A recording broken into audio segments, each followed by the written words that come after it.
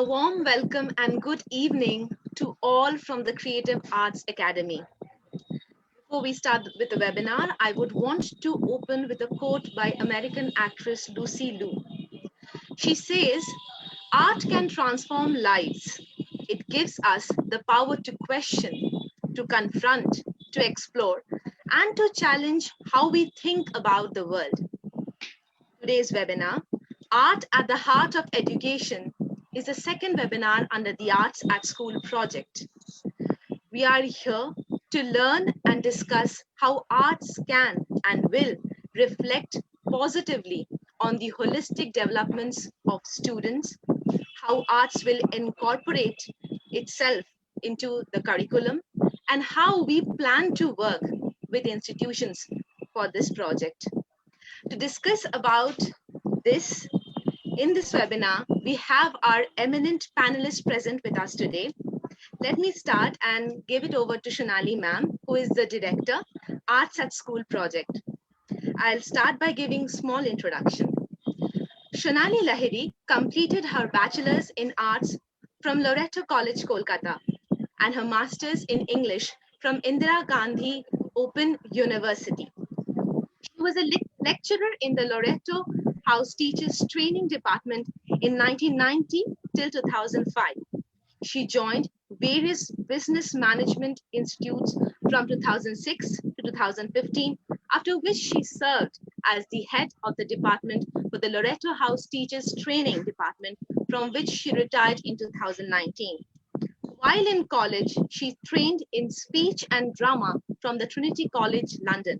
Currently, she is the secretary of the Teachers Centre, an NGO that enables in-service teachers. Thank you, ma'am, for coming here and organizing this webinar and moderating it. A very hearty welcome to you from the Creative Arts Academy. Thank you so much, Avanti. Thank you. Now we would like to welcome our panelist, Angela ma'am. She's the acting principal of Scottish Church Collegiate School, Keshtapur. Angela Ghosh taught at St. James School for 22 years. She has remained as the junior headmistress principal, Union Chapel School, Kolkata for 6 years. She taught at Hindu High School for 8 years and at Pratt Memorial for 3 years. She has also conducted various workshops for teachers in India, Bangladesh, Derby, Vietnam, and Malaysia. Mrs. Ghosh have written readers' titles, Reading Right, Wonder Worker Kit, and Poetry Pleasure. She has been awarded the Creative Teaching Award, Ladies Circle Mother Teresa International Award, Telegraph Lifetime Achievement Award, I Lead Educator Award, Indian Education Management Award Delhi, Teacher with the Heart Mano Chetna Award, and IIEM Educator of the Year Award. We thank you for being present with us, ma'am, today as a panelist, and we look forward to learning huge from the insights that you would share with us at this webinar. Thank you. Next, we welcome Mrs. Jessica Gomes, who is the principal of Loreto Convent, Entelli, and Vice President of Association of Heads of Anglo-Indian Schools, West Bengal Chapter. Jessica Gomes, the principal of Loreto Convent, Entelli, says that teaching has always had a special place in her heart, be it as a tuition teacher during her college days or to a fashion choreographer later on. A celebrated artist and a teacher who has studied at St. Teresa's Secondary School, Loreto House, pursued BSc from Loreto College, MSc in Geography from Baliganj Science College, and is a B.Ed from St. Xavier's College. She has balanced her career and academics deftly and believes teamwork is the fuel that allows common people to attain uncommon results. A hearty welcome to you, ma'am, at the webinar today, and we look forward to listening from you all that you have to share with us. Now, I would want to introduce our next panelist, our very own Sunil sir. Sunil Bhandari is a poet disguised as a corporate executive and is on a search to create a unique space for the poet within him. His book of poetry, of love and other abandonments was an Amazon bestseller. Moreover, his second book of journeys and other ways to get lost has just hit the bookshelves. His poetry podcast, Uncut Poetry, has received an overwhelming response. A warm and hearty welcome to you, sir. We look forward to listening to you and, as always, take away interesting insights from your discussions. Finally, thank you, sir. Finally, we would want to welcome our founder director, Ramanjit Kaur ma'am, as a panelist today in this webinar. Ramanjit Kaur is an international award-winning theatre film actor director, founder director of the Creative Arts Academy, and national vice president of Arts Leadership Council, Women Indian Chamber of Commerce and Industry, WICI. She has been representing her country all over the world in prestigious theatre and arts festival and inspiring arts and artists for over 3 decades. Her all-women theatre troupe received several national awards and has traveled internationally. She believes in living each moment to the fullest.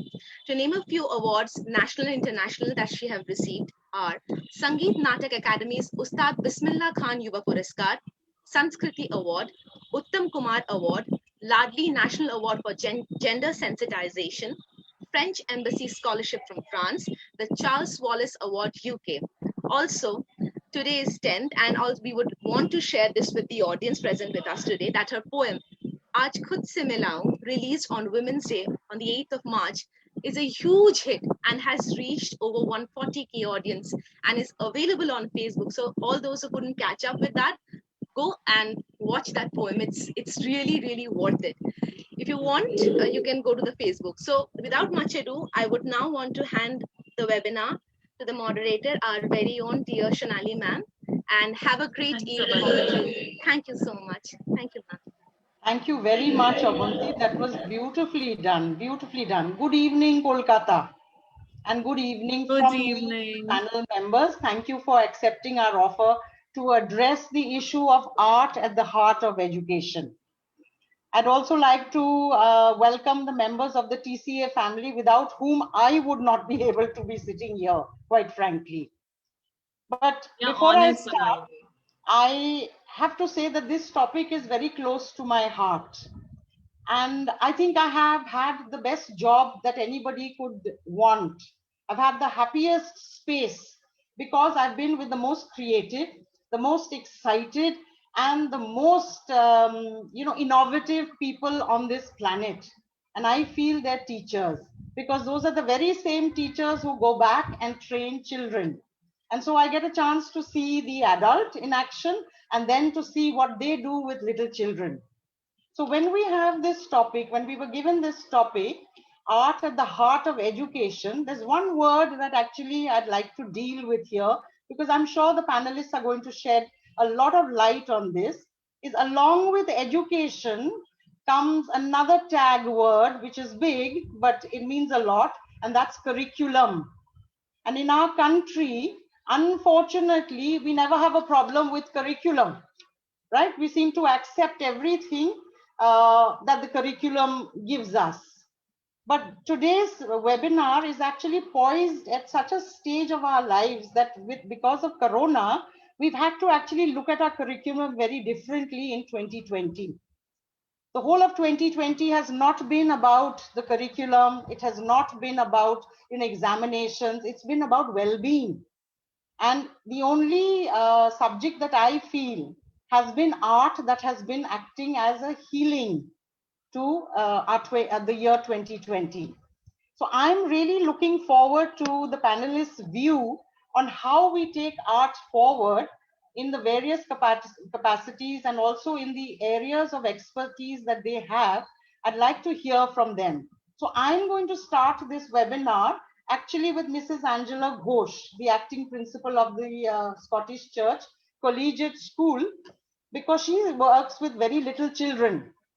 And who better, if we want to start young and we want to infuse the spirit of art into our everyday school life, who better than Angela to take us through. So I'm going to hand over to Angela. Angela, we're so looking forward to hearing you and what you do and the excitement you put in for the little children and the teachers. So over to you, Angela. Good evening to everybody, and thank you. I'm honored to be able to share something which is very close to my heart. and that is making joy and bringing joy to the lives of little ones and making that impression on them that these little butterflies will grow and flutter about in our world and bring joy and color and laughter to everyone from their experiences at a very young age. Art is called the tool to develop cognitive skills. And where best, better than anywhere else, is right from dot. The child from very young, I remember walking into the nursery class and seeing the delight on children's faces when they had done a handprint and the teacher had put it up with cloth pegs on a line. And though they cannot read, they knew which handprint was theirs.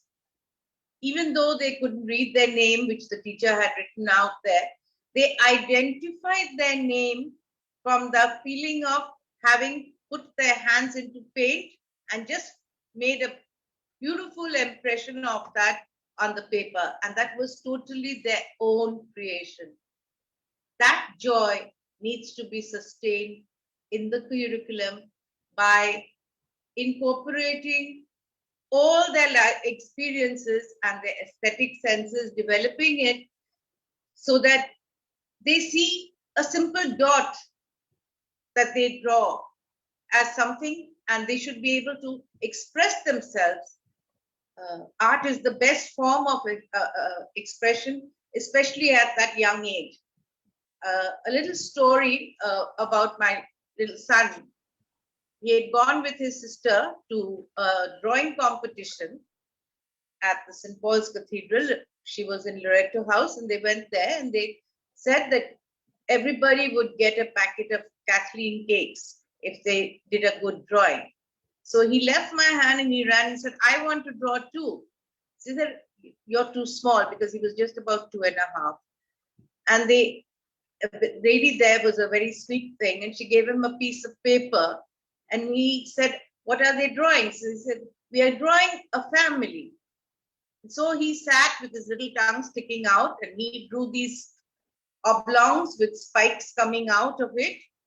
And when he asked the teacher, here I've done a family. She said, what is this? He says, it's a family of cockroaches. It's a daddy cockroach, mummy cockroach, baby cockroach, and sister cockroach. And that was his idea. Nobody could make out that it was a cockroach, but to him, it was the best cockroach he had made. And that is what is necessary for the child to express themselves in their own words about how they feel, what they see, what they perceive. And also it helps them give you a very different take on something which you all along thought to be something else.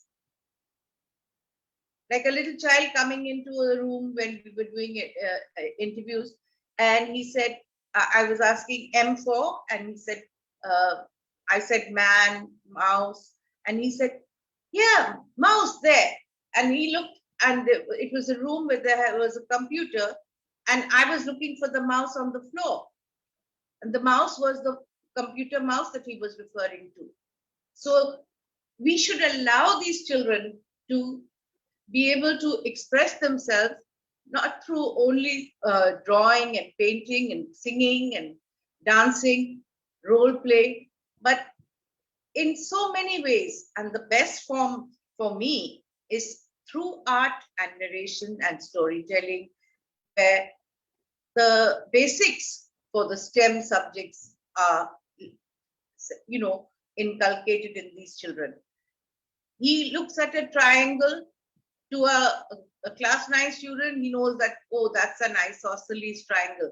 But a little 3.5 says, oh, that looks like a pine tree. That is art and that is learning. And I feel that every child should be allowed to look at things and see from his perspective and be able to express that. I remember when a little boy, colored an apple green, and the teacher had said, no, apple has to be red.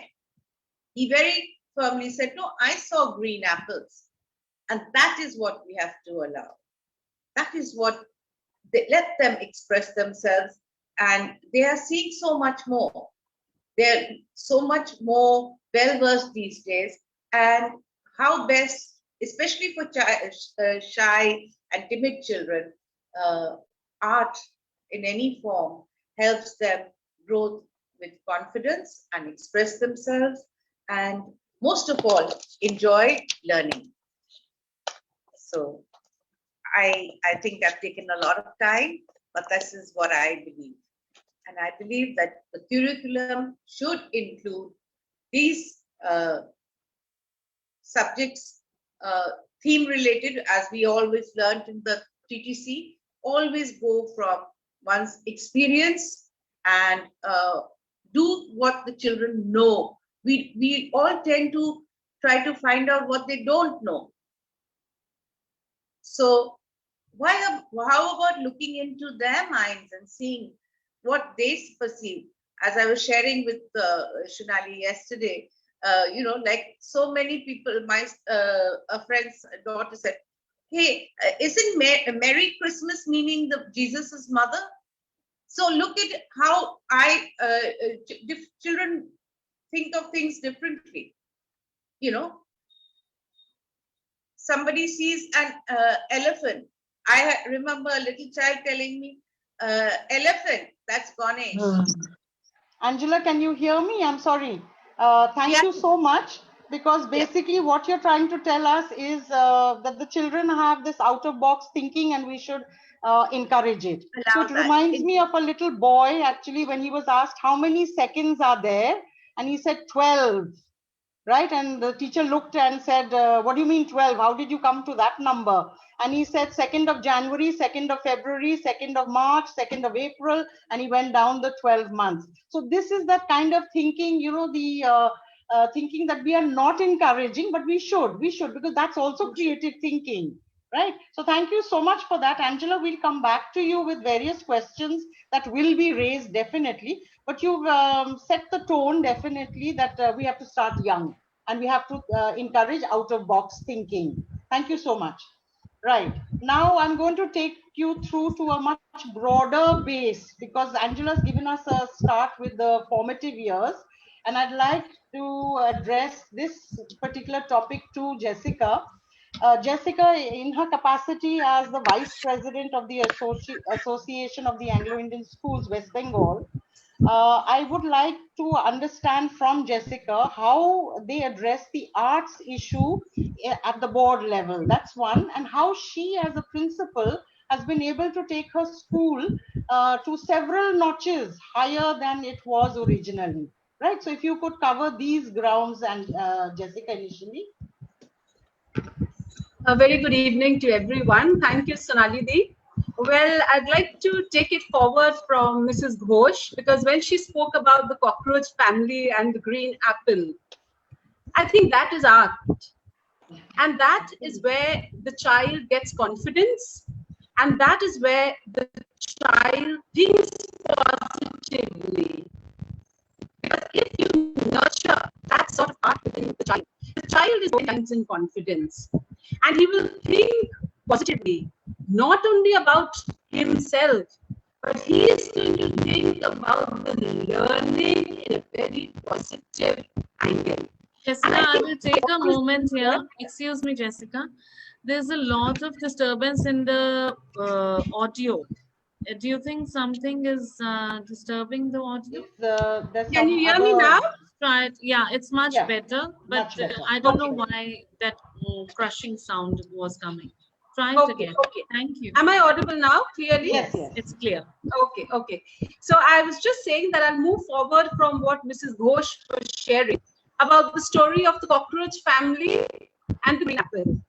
And that child, if that child is nurtured well, if that child feels the cockroach family is a family and an apple is green, that child has gained in confidence.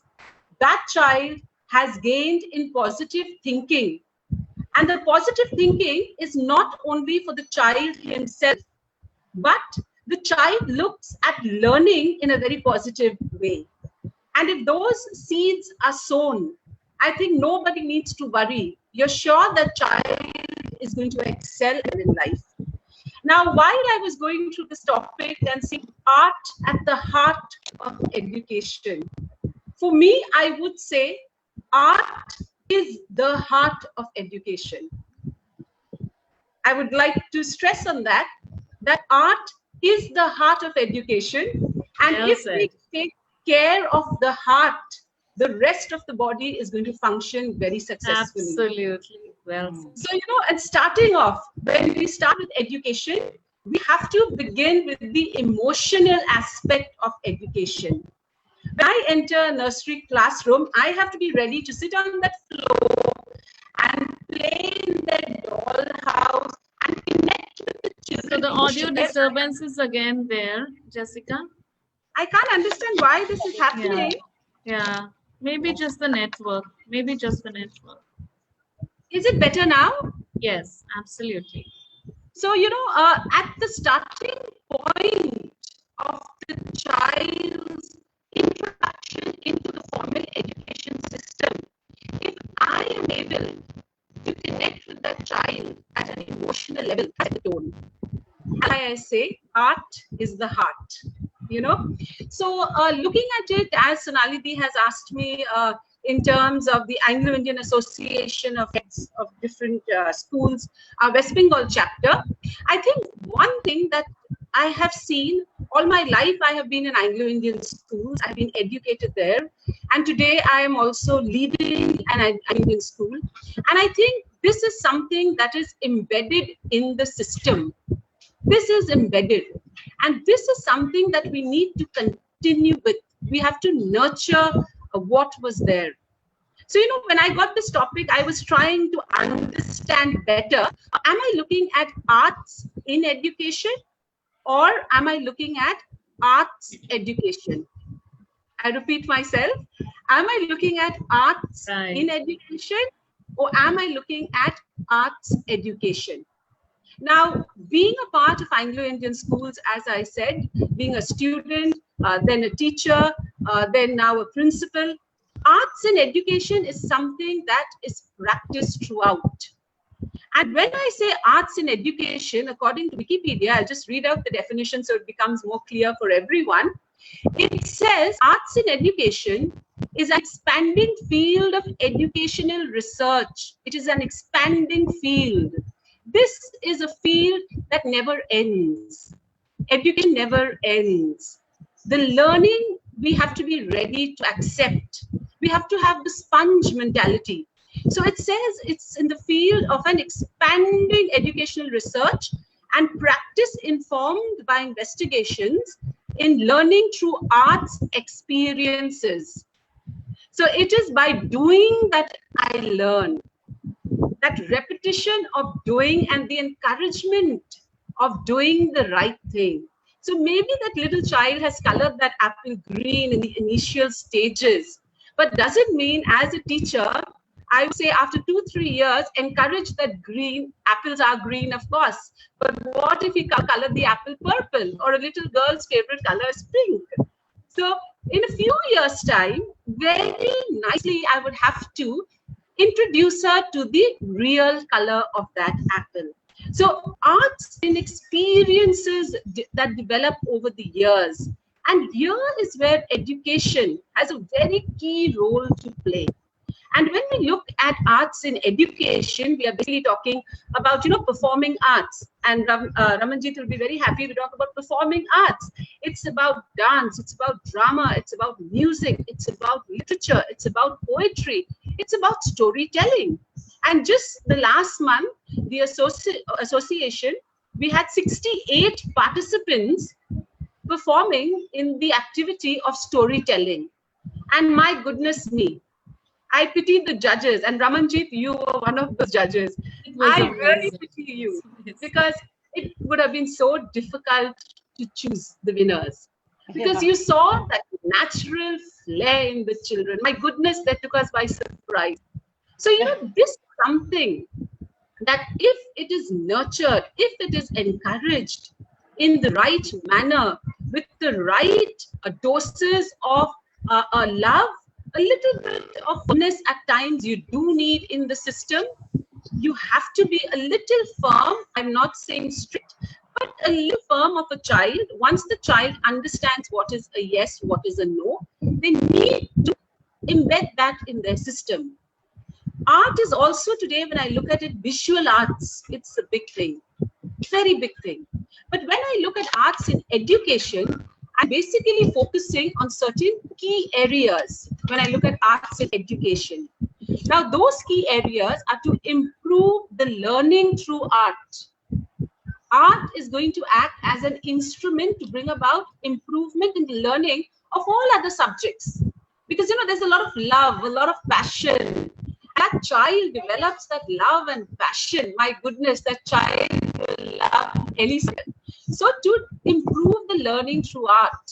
Secondly, to transfer learning in and through the arts to other disciplines. I think that is a very beautiful point. Because today there's a lot of emphasis on interdisciplinary approach. And the link over here is art. Art is going to do that job of linking the different subjects. So that is a very important role of art in education. Thank you so much, Jessica. Jessica, can we continue this a little later once we've heard everybody? Because I know the passion that you deal with this, right? So thank you so much for actually giving us the real definition, because it's expanding research and basically it is actually training you for life skills. So it's basically used as a tool, right? To make it multidisciplinary also. So thank you so much for bringing up. Thank you, Sonali. Thank you. Ideas. And we'll come back with the questions again, Jessica. All right. I'd now actually like to turn the mic actually and the video to Ramanjit. Now we've had curriculum, we've had education. This is formal, somebody who has been dabbling with the arts in a very, very expert sort of way. And I know some of her students, they have changed in personality and in character. It is not curricular. What she does is completely out of the syllabus, but it also helps to build confidence. And I'm so looking forward to Ramanji telling us what are the tips that children should remember when they're actually training for arts over and above whatever they do in school. So tell us, Ramanjit, how you take us through and you make the children so special in your classes. Thank you, Sonali. And I feel that I would like to take forward the points presented by Angela and Jessica. Very important to understand that each human being sees life differently, and to let that person be the way they are, because nature has brought them here. We are all individual human beings, and that's how we need to stay, be respected and be loved and be appreciated for who we are. Second, I want to refer to what Jessica said, art in the heart of education. So Sonali, I'm just taking a sidetrack towards that side. Rather than giving tips on something, I want to bring forward that what is the purpose of education, or what is the purpose of a human being coming to this earth? Is their purpose to educate themselves? I don't think so. That's the higher purpose of life. The real purpose of life is to solve something or give back something to the universe for which the universe has brought us here.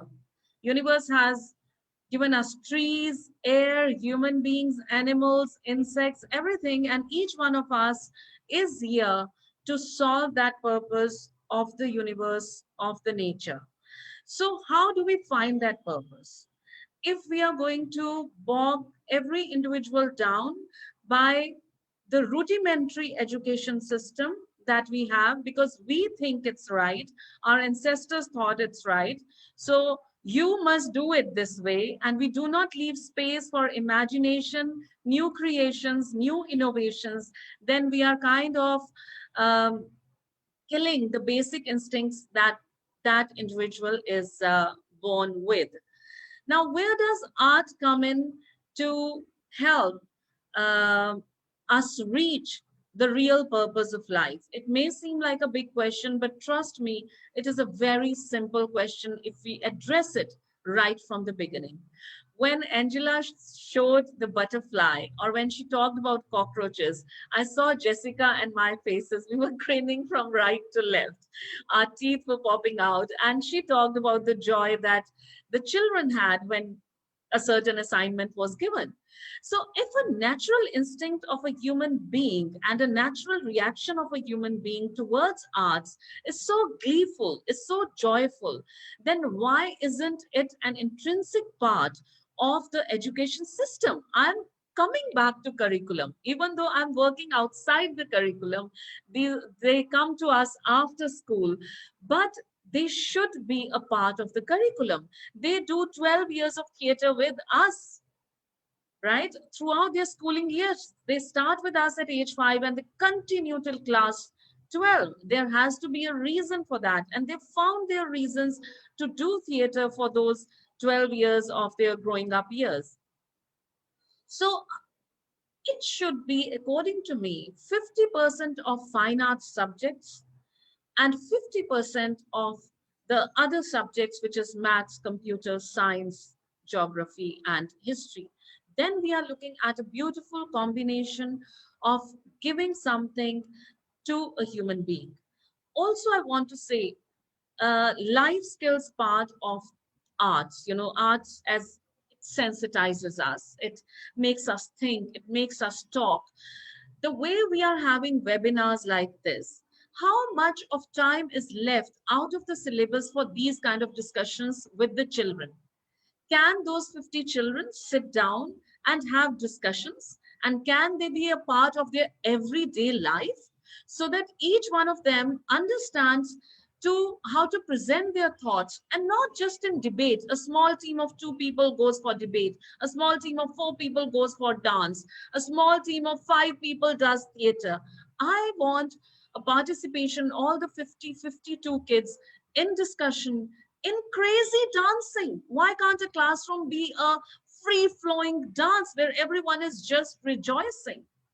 And those kind of periods, if there are 4 periods of science, maths, history, and geography, there should be 4 periods that are created and curated like this. And then you see what kind of society we produce, what kind of human beings will come out of those discussions and sensitization and expression. And we are looking towards a more healthy, more loving, more kind world.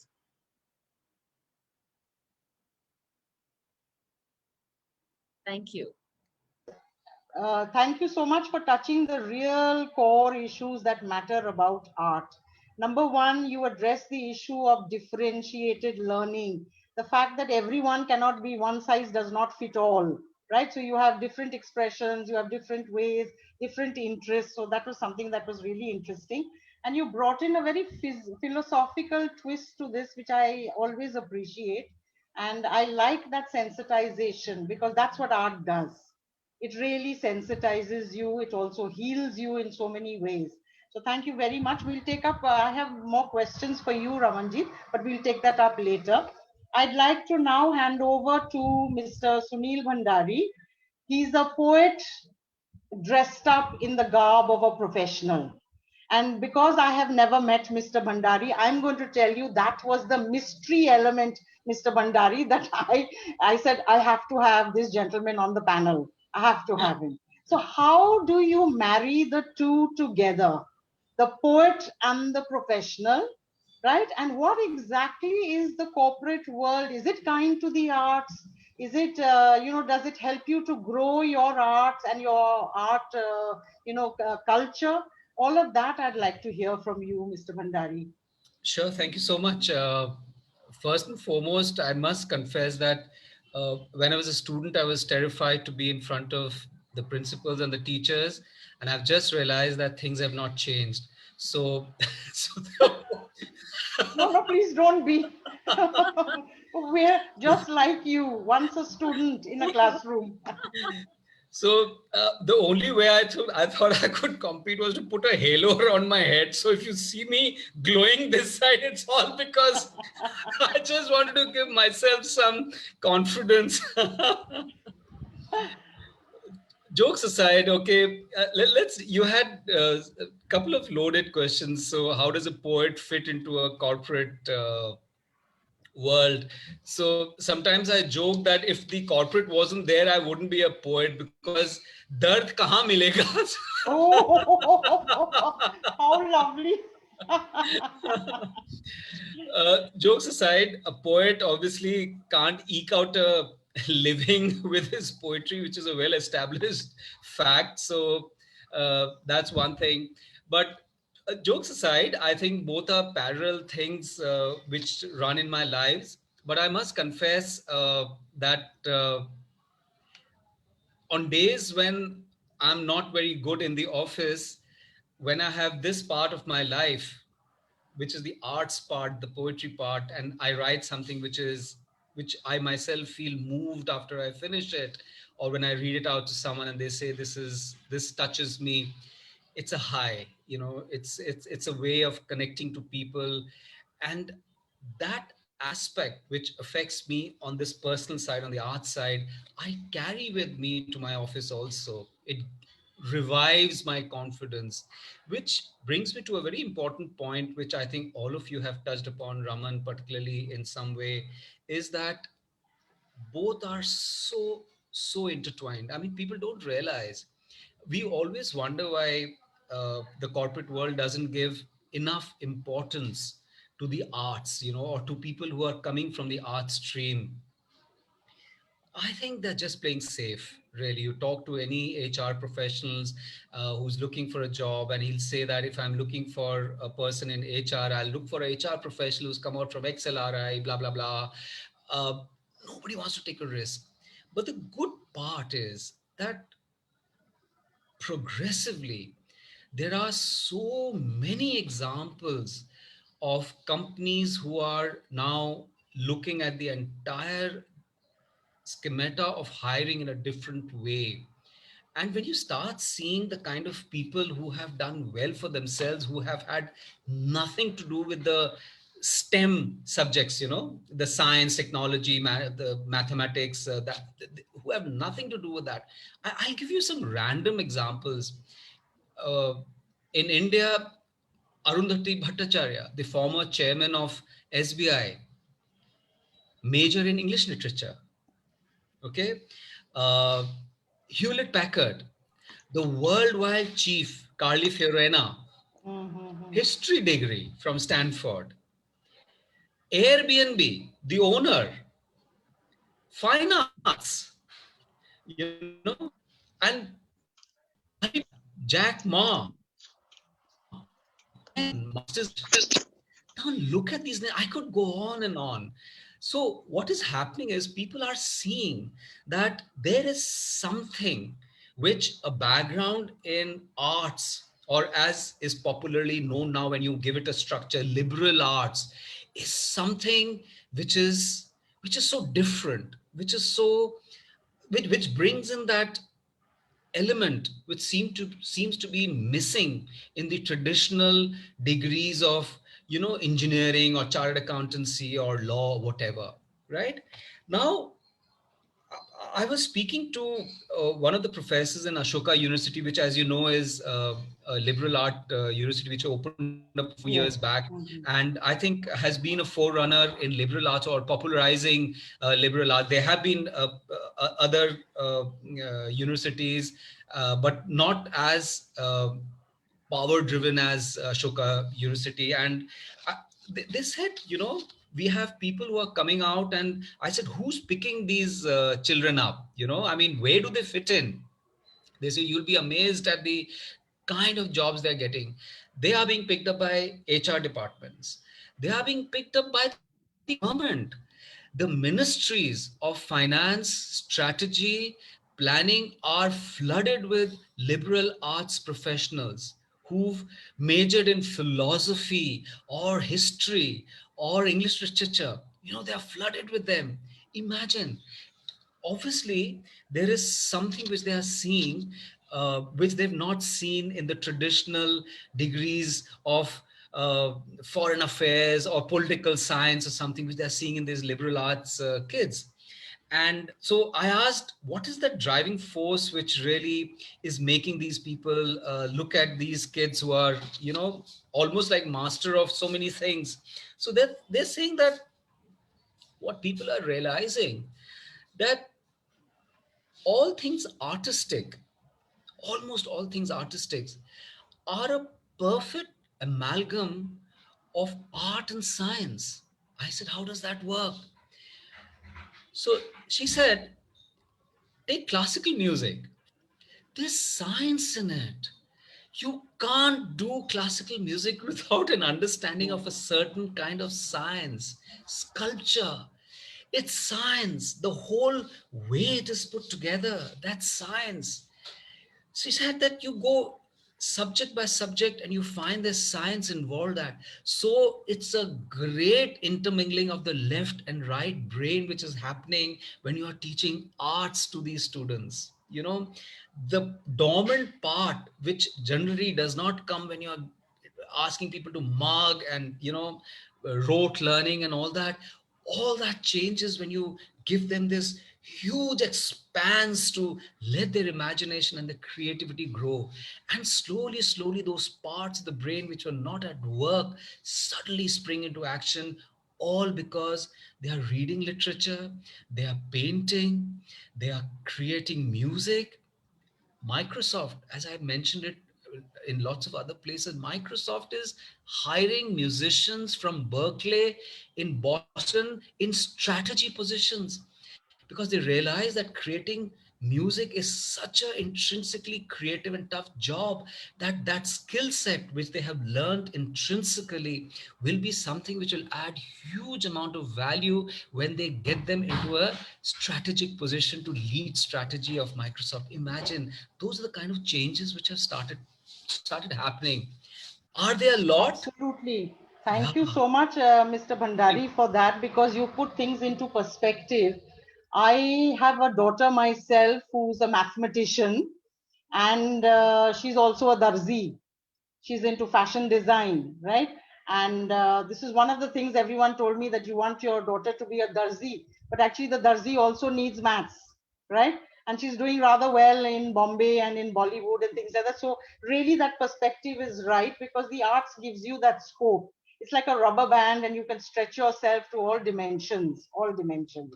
Absolutely. Yeah. Absolutely. So, and another thing that I take away from your talk, Mr. Bhandari, is that more and more the corporates are beginning to realize that an interest in the liberal arts is actually giving you a a better rounded professional, right? Than just being an Absolutely. engineer or, you know, just like that. Absolutely. So thank you so much. We will take questions, because I can see a whole lot of questions coming up. And so you can address this issue again, Mr. Bhandari. Sure. All right.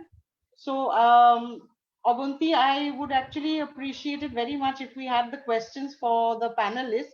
I have one that has been coming to me on my phone, and I'd like to address it to Ramanjit.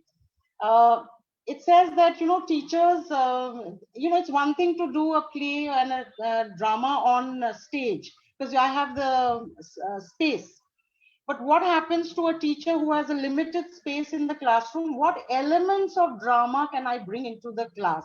Because I may not have the space to move my hands and move, journey across the classroom. But what elements can I use that will still be drama, will be theater, but will also enhance my lesson? Yes, very important question, and I thank you. Who has asked this? This is actually a student of mine. She's in Dubai and she's not able to get the Wonderful. link, but she sent this question in. Wonderful question. Now we are coming to the second aspect of it, and that is one I talked about, that making arts half and half of the curriculum. But now, looking at or getting back to what Jessica said, putting arts in the heart, or arts is the heart of education. So that means the creativity that is required to teach maths, to teach science, to teach geography is extremely essential. rather than rudimentary reading of the book, writing in the copy, reading of the book. Let's make it creative. Let's make it visual. Let's make it tangible or sometimes intangible. Sing songs about a country, talk about maths and numbers and play games around that. If we want to learn length and breadth, let's learn it within the classroom and create. So let me tell you, and this is going to be a part of our Arts at School project, and the teachers will be trained in these methodologies. I had a group of 30 teachers from different schools, and we discussed a lot of stuff, and I want to share one little thing before I go on to how to make your lesson plan creative. But first, okay, let me share. So one teacher came and she said that, what do we do when a parent comes and asks us that, why haven't you taken my child into the debate or elocution? It's always the other child who goes for the elocution competition. They said, what do we do when the other child is so much better than this one? What is my fault?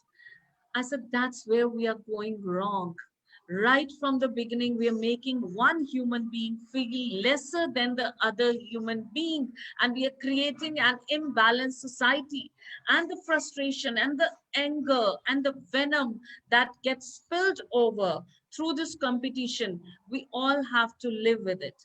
So the only way out is to make each individual feel equal. If there's a child who is not good at elocution, I think that is the child that needs to be pushed onto the Yes. stage Yeah. and be That's made true. to say a few words, rather than the Absolutely. one who is good. If the competitions can be looked at in a different way, if there can be no competition at all and just presentations and rejoicing of these things and sharing of these things.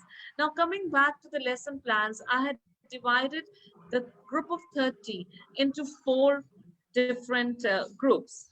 And one was the maths group, one was the science group. So they had to do it in a maths kind of way, and they had to select a subject of maths and create a play around it. Then science, English, and history. So they all selected their own topics that they are going to present. And within 10 minutes, we had 4 plays ready. But of course, there are stimulus that you give before taking them till there. But once they are trained in these methodologies, they would be able to do it. Now, what happens when the space is less? Look at this. We are in front of the screen.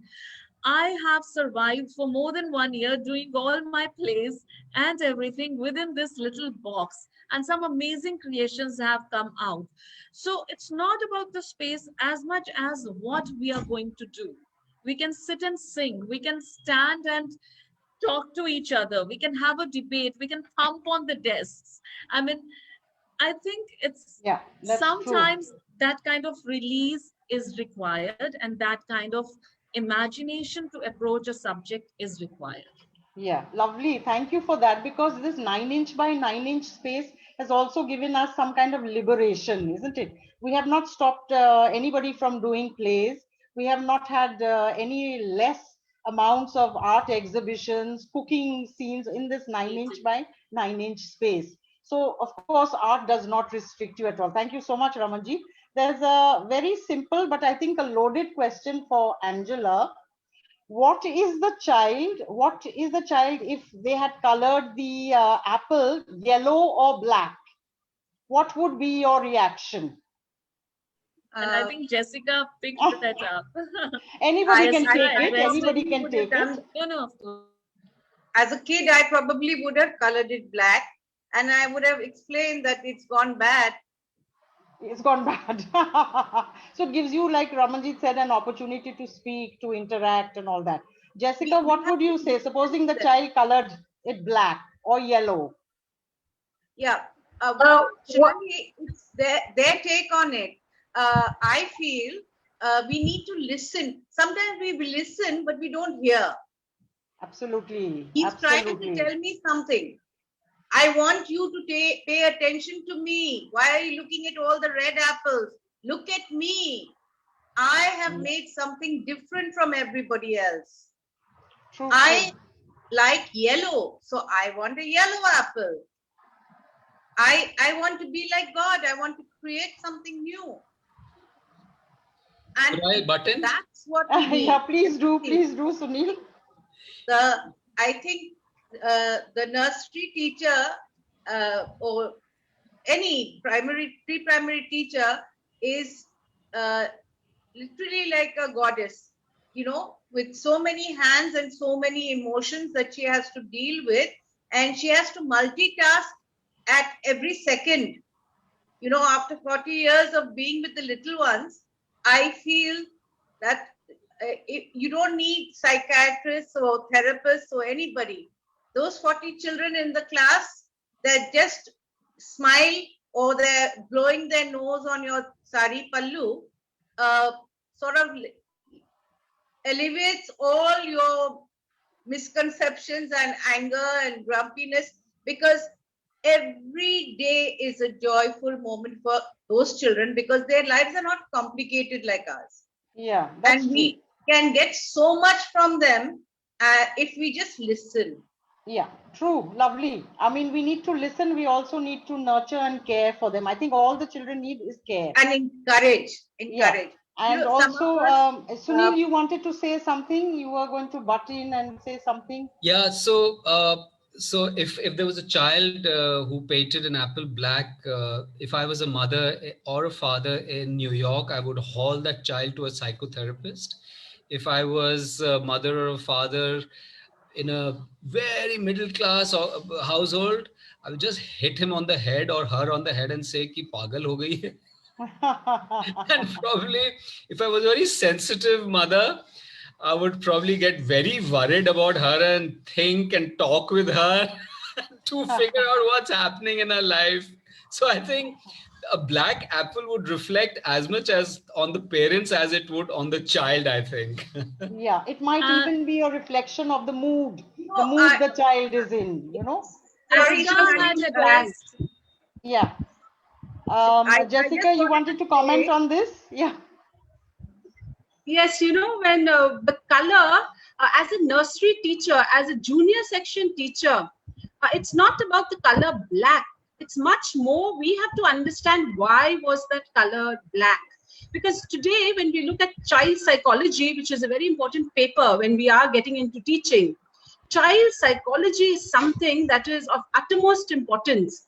So many a times, if a child constantly is coloring everything black or everything red or everything, there's a lot of scribbling for everything.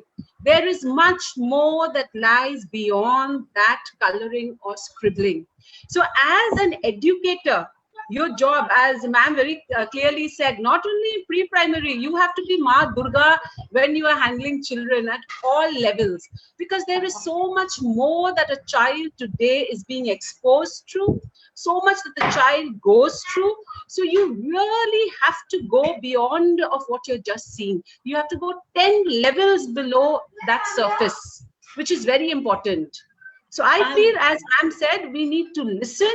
We need to also understand all that is not being said. Yes. That is very important. Go beyond I would like to add something here. Jessica had mentioned that, you know, later on we can teach them what the right color is. I have a different take on this. Yes, it will teach us about the psychology and it will, you know, reflect on the person's mood. How about just leaving the imagination, you know, and the creativity there, and not impose what we think is right? Because if you look at the artists and the painters and you know, the most creative people, they've taken all kinds of risks and made us see life in so much more creative and beautiful manner. When we look at trees, sometimes we say, how can the tree be pink? But the nature is full of pink, black, purple, blue. Look at the sky. We don't paint the sky pink, but I see the sky pink so many times. So nature actually is so much more imaginative than us. We are limited and we need to get over those limitations and open our doors of windows of you know, which creativity. means without imposing our own thoughts and ideas, because that's what we try to do. Color within the line, you know, and so all this coloring within the line is kind of containing them. Right. There's another question that's come. Anybody can answer this. Why does art matter so much? By Aditi Sharma. Why does art matter so much? All I right. think it Jessica? gives vent. In It's fact, something that while you Mr. can Bhandari Just a was minute, speaking, Angela. I think it's Jessica for now. Then we'll come back to you, Angie. yeah. Yeah. in fact, while Mr. Bhandari was speaking, and he was actually wondering why today the big corporates are taking people from the field of art. You know, I think because people who are inclined in art are happier. They are more satisfied.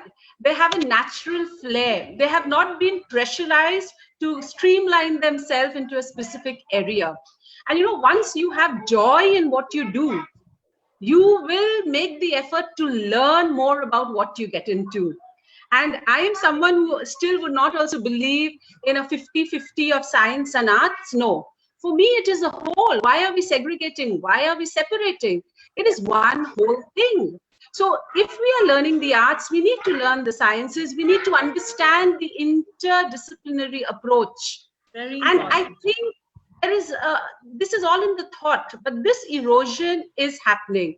Because I will take myself as an example.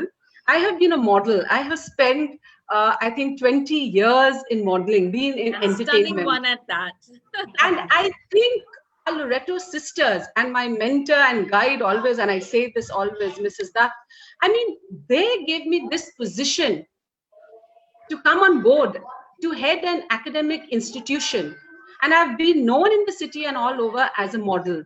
So this itself is a change in the perception.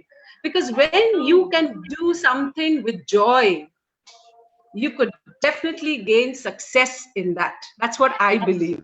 Oh, absolutely, Jessica. And we have seen it. And Loreto Italy is an example of that. How you have made education transformative. Transformative. And so now the children in Italy, I find their principal, they're aspirational. They want to be like Jessica ma'am. So they've got aspirations, right? So the next Thank question you, I'm going Sunny. to address is, um, which area of the artwork should we emphasize more? Which area? Just you've just answered it, Jessica. You have to look at art as a whole because it's art in education and arts education. So it's all, you know, one big picture. There's another question. I think this would be directed to Mr. Bhandari. Why is it important for students coming out of the liberal arts to take on corporate roles and do them better than the ones who are geared for one particular profession, like a doctor or an engineer? So why? Why is the one from liberal arts a Doing it better better. option for the corporates? Um, Like you've given a lot of lovely names, Jack Ma, and just about everybody come from the liberal arts. Even Arundhati herself comes from a literature background, but she's headed State Bank of India. So why? Why is that? okay, I'll answer it prefacing what I say with a reality which we are all facing in senior management. You know, the trajectory of a person who enters the corporate world is that in the beginning, the knowledge which he's gained in the profession he's in is paramount, because at that level, that knowledge is what is being used at the ground level to do the nitty-gritty work. As he progresses, the skill sets start changing. You know, when he reaches the head of a of a silo of a business or a department for that matter, what he starts realizing or she starts realizing is that the skill set which are start becoming different. Now it's not the nitty gritty of jobs which she's involved with. Now it's more of how to get the teams to work together, how to resolve conflicts, how to balance the visions of all the team members, how to ensure that every time there is something challenging which is presented to the team members, the dynamics become extremely different. And that's where the corporates are finding out that the person who at the bottom was an outstanding worker while it was being structured and done, as the environments keep changing, they are found wanting. Because through their education, throughout their working career so far, they have never encountered anything which have taught them properly how to resolve conflicts, how to balance teams, how to make sure that you have a congenial environment and make sure that it is done in such a way that everybody is happy in what they are doing. That's where I think the liberal arts becomes so important. Because, whenever anybody asks me which is one book which has taught you the most, and I surprise everybody by saying that I probably think it's Pride and Prejudice. And they said, what? I say, I'm just using Pride and Prejudice as a symbol or as a, just as an example. But what I'm trying to say is fiction for me is important because probably 75% of how you address relationships, interpersonal relations, I've learned from books. I mean, the authors make situations which are difficult and they give creative ways in which it is resolved by people, not by doing anything dramatic, but by doing things which are creative. I would say that before anybody enters a corporate, they should read Pride and Prejudice, because I mean that's something which they'll learn about relationship, the complicated complexities, things like that. So I'm answering a lot of questions. There was one question which said that which art form is most important. Is good for you in any of the art forms is good for you and good for the world around you, because A, you'll create something that you love. B, because you love it, it'll have an effect in everything else which you do. And C, you'll give the world something beautiful with something which you have an expertise in. I have no idea if Okay. I've answered what you asked, but I've Yes, answered a lot yes, of things which were definitely not you have asked to also. answer, because I find that you have joined the dots. What Angela started with when they're creating the art environment for the little ones, Jessica Yeah. took it through, and of course, Ramanjit expanded it. You have joined the dots because that's what the person is going out. So it Yeah. is about teamwork. It's about, conflict management. It's about learning to live with one another, respect for one another. So it begins where Angela started, and it, of course, you see more of it and the most of it at your professional level. So thank you so much for that explanation, because I think that's really, it's brought the dots together, right? And we are, I think, now running out of time. And But there's a so crucial question, Sonali, that there is is, how to make children more interested in arts and arts education. And if they are interested, how should they be encouraged to take it up as a profession? So I'm combining two questions that yeah, are here. And with this development, also enhance and grow the arts sector in terms of funds. Uh, okay. and there's a I connected think one this which is question is very so loaded crucial that for everyone us. can take a little bit and end with Sunil.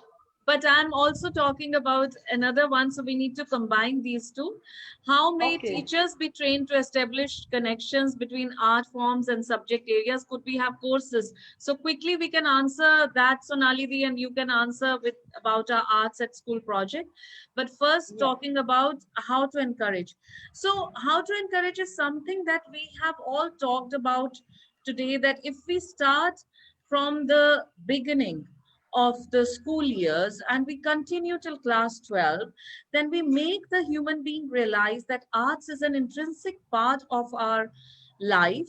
And there's no question of them taking it up. It's just becomes a part of their education system, their lives, and something that we do, and it's essential part of our lives. And having said that, those who are inclined towards the arts and to take them as profession, it's very important that corporates come in, step in into this. It's very important that government comes into this sector, so that it is made sure that each and every artist is paid and they are not asked to work for free or at minimal cost. a dress can cost anything between 5,000, 20,000, 1 lakh, whatever the designer wants to, price them at, depending on their brand. And we will pick it up because that's tangible. There's so much art apart from visual arts that is intangible. And it's very difficult to put a price tag to it. But I say that if we develop a society right from the beginning, which grows up respecting art, they will put good value to it. And we will see to it that artists are also big earning members of the society and are leading, uh, good lives in terms of finances. That's You're how very I would right. put it. You're very right, Ramanjit. And this brings me to a point actually where we don't. This is why I talked about the curriculum, where we never seem to have a problem with the curriculum. We do just about everything that covers ground in America and in Africa and wherever else, but we do not do it with our neighborhood ethnicity. We don't know our crafts very well, right? We don't know, And that's the why we are textiles poor, very because we well. are not rich, because we don't know ourselves. Yeah, we don't know ourselves. So I think the self discovery, I think Corona has kind of opened up doors and windows where we actually need to go local to go global, and so we need to Absolutely. bring Very that well said. into our learning. And art has to become a way of life in the school. It's not a one time subject, but a way of life. And we can bring in Absolutely. artisans, we can bring in all kinds of creative people into our school arena and actually interact with the children and perhaps do projects alongside with them, right? So, Angela, you wanted to say something? Yeah, I just thought since we are talking about corporates and schools, like most offices and schools and everything have a gym and they have a carom board and they have, but nowhere do we have a room where the people can go and just express themselves painting or putting a jigsaw puzzle together or doing something where they can express themselves, where there's no competition, there's no promotion involved, and they have a little outlet. uh, I remember I saw a movie, I can't remember what it was, where they had a drawing competition out in the school field and everybody took part. Very famous movie. And the joy that you get, there's so many people who don't know even how to hold a brush or a pencil, and they think that I can't even draw. There are many people who go through life saying I only draw the mountains with the up and down pattern, but that person given an easel and he can vent all his emotions and let loose, all the pent up tension that he has, if there is a place where he can just have space. Yeah. And I think what we all need now is a Yeah. little time to give vent and put the heart back in art. Yeah, and I think you kind of expressed what Jessica also said so beautifully in her definition, that art actually is the Is the experience, heart of the and to matter. provide that experience in a school setting, I think that's where art is going to really grow. Is to give them the experience. We are not looking for excellence; we're using it as a tool for the experience, and to develop your other faculties and to develop your critical thinking, your problem solving, everything. Great, lovely. Any other questions? I Uh, don't see any may other. I come in over here, Sonali Di? Yeah, yeah, sure, sure, sure. There was a part of the question, Ramanjit, I think, which dealt with teachers, how to train teachers to take the art forward, right, Ramanjit? Yeah. Yes, yes. So I would like to touch on this point because, as I said, you have to create the environment. That wholeness of the environment has to be created. So I'll just share what I've done in my school. When I joined, ours is a very special school, Sonali, you would know that, and a beautiful school, okay? Now, we did not have dance teachers. So when I was studying, I study a lot of teachers' strength areas, So I had teachers who have mastered in Bharatnatyam, okay, have mastered in different dance forms. So what I did at the junior section, I had this beautiful dancer. She became the dance teacher, and my senior most teacher in the second language, Bengali, who is a dancer by profession, she is conducting the classes in the middle section. And many ask me, don't you think the teachers will get stressed, they'll get tired, how will they go for a class? And I just smiled and told them one thing: these teachers will never get tired because they're living their passion.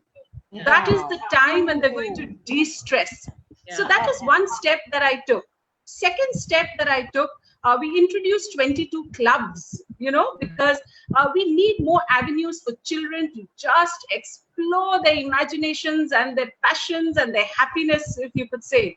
So when I was getting teachers again involved, because every club needs a teacher to guide, for the discipline. Again, I kept the flow open. I told teachers, what is your passion? A bio teacher can be teaching them maybe stitching, any. I want your passion, because if you are passionate about something, that is going to succeed. So that was another area.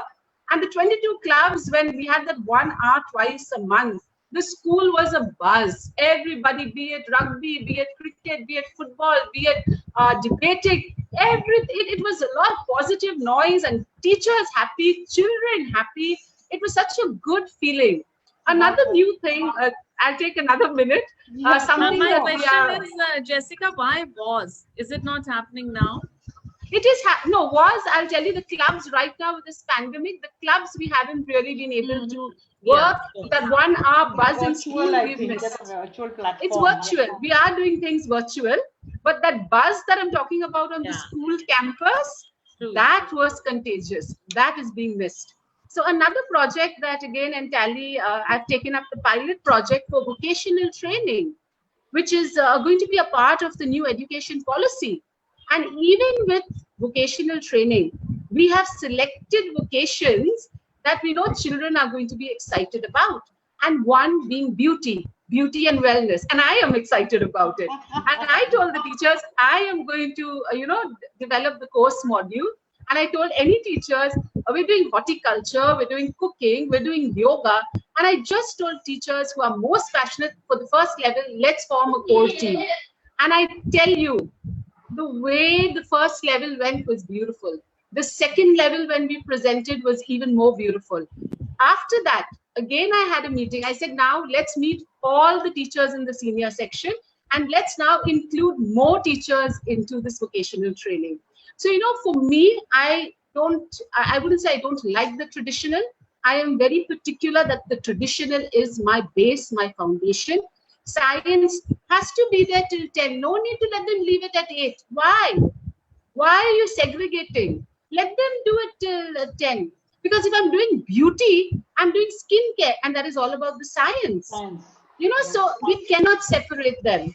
So in this way, I have been able to empower and excite. I'll use the word excite children, excite teachers, and of course, excite myself, because otherwise I'll get very bored. Yes, absolutely. Yeah, Jessica, you're an example, proof in point. Thank you so much. And the Bharatanatyam teacher that you were talking about, she's on the panel here. She's written a question. Art should be encouraged, and they should be paid accordingly. So I don't know. But Gloria is there. She's there. She's a professional Bharatanatyam dancer trained by a priest, a Jesuit priest. So if you think you have a set image about a Jesuit priest, this is a Bharatanatyam dancer priest. And he's the guru of this particular student that Jessica is talking about. Right. So we have covered a lot of ground, from books to art to painting to all kinds of. The field is huge. Perhaps we have not even touched. We've only gone to the tip of the iceberg, but there's lots happening at the base of the iceberg, and we need to take it up seriously and with joy and fun and passion, right?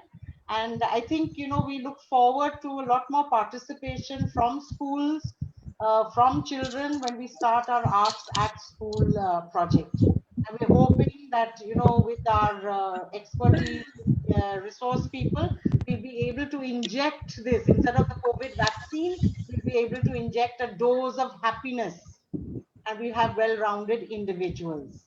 So on that happy note, I'd like to hand over to Upasna. I think Upasna will give the vote of thanks. Before Upasna starts her vote of thanks, I would like to thank Sonali, and I would just like to, give kind of finale to what Jessica was saying.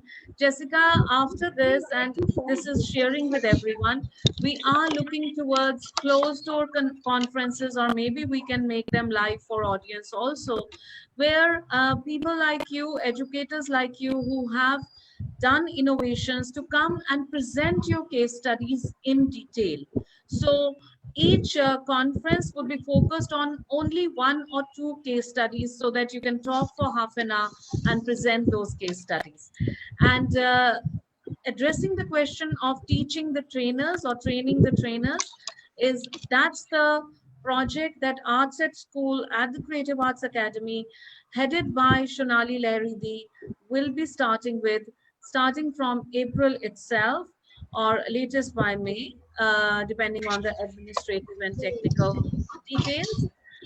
And we are first and foremost addressing the trainers, because if the trainers are trained, they can give it to millions of children that are out there. So we look forward to doing that very, very soon. And coming back to Upasana to give the thank you note. Thank you, Ramanjit, for that, because it Thank you kind so of much. goes back to what I said, that I have the best job in the world working with teachers. So we're starting with teachers. Absolutely. So Upasana, if Hello, you can take over now. hello everyone. We hope you like listening to Arts at the Heart of Education, the second webinar of the Arts at School project webinar series. We too have learned a lot from the points raised by our experienced educators working through the pandemic and reforming curriculum, making learning enjoyable. We warmly thank our guests, Sonali Lahiri ma'am, Angela Ghosh, Sunil Bhandari, Jessica, Gomes, Surana, for this wonderful panel discussion. We would also like to thank our senior advisory board and advisory board members. We sincerely thank the TCAA team, Abanti Banerjee, Rohani Singh, Swastisha Mukherjee, Megha Chakraborty, Umang Kankani, and myself, Upasana Das, and all our interns for their wonderful work behind the screens. A big thank you to all our audience for engaging with us, supporting us.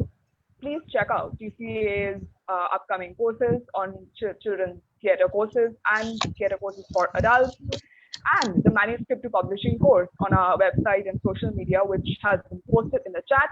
You can get in touch with the Academy through our official number, again, which has been posted in the chat. So let us keep reforming and recreating new structures of theory and practice. Have a great evening, everyone, and stay tuned for more updates on this project.